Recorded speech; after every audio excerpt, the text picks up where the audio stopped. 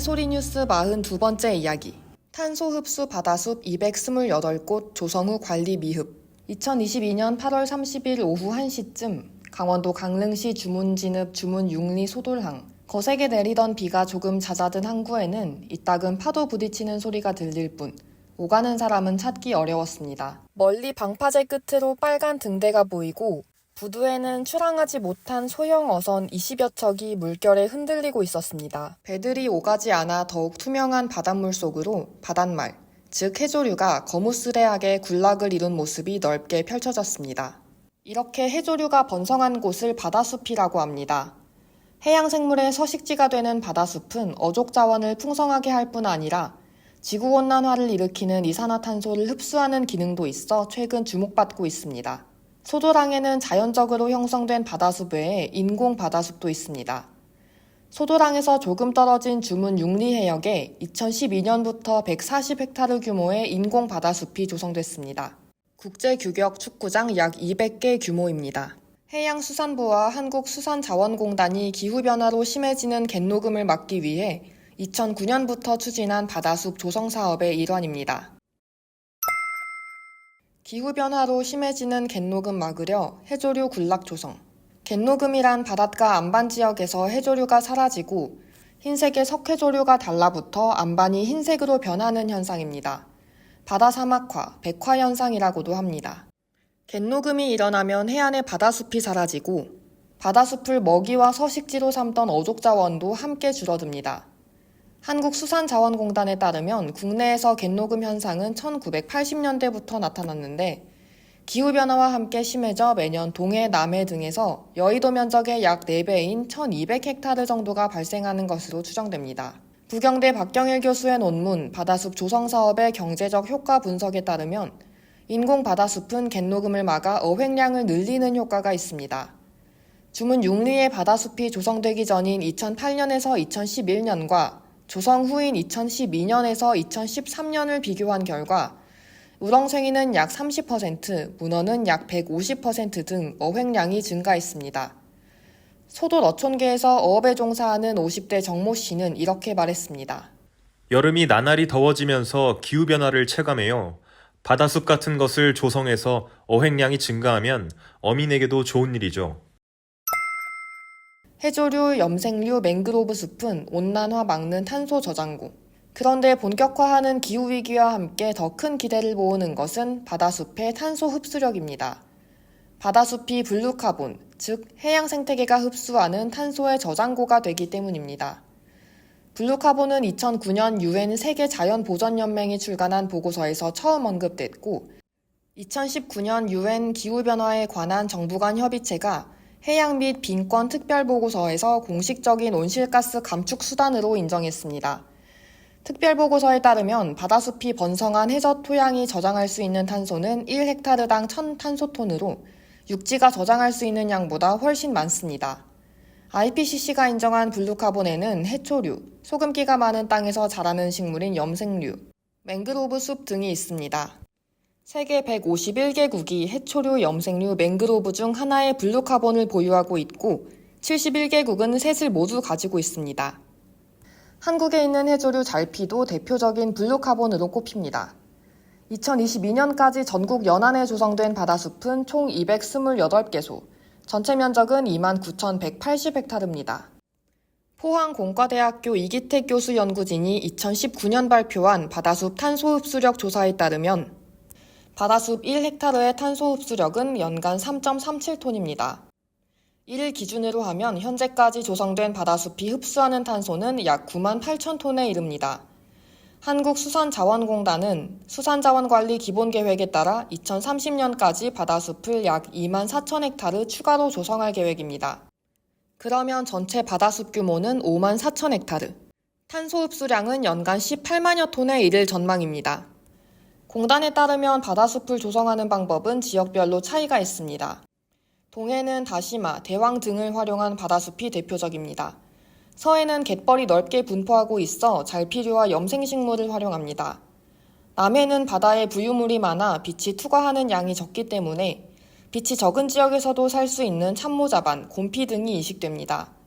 날씨가 따뜻한 제주의 경우 다소 높은 수온에 잘 적응하는 감태, 큰열매 모자반 등을 심습니다. 다만 이렇게 인공적으로 조성된 바다숲은 자연적으로 조성된 잘피숲 등과는 달리 아직 IPCC가 블루카본으로 인정하지 않고 있습니다. 이관받은 일부 지방자치단체, 관리예산 편성 없어. 바다숲은 한국수산자원공단이 4년간 조성한 후 효과 평가를 거쳐 각 지방자치단체에 이관합니다. 그런데 이관된 바다숲이 제대로 관리되지 않는 사례가 적지 않은 것으로 나타났습니다. 감사원은 2019년 바다숲 조성사업 추진 부적정 공문에서 일부 지자체에 이관된 바다숲의 사후관리가 미흡한 상황이라고 지적했습니다.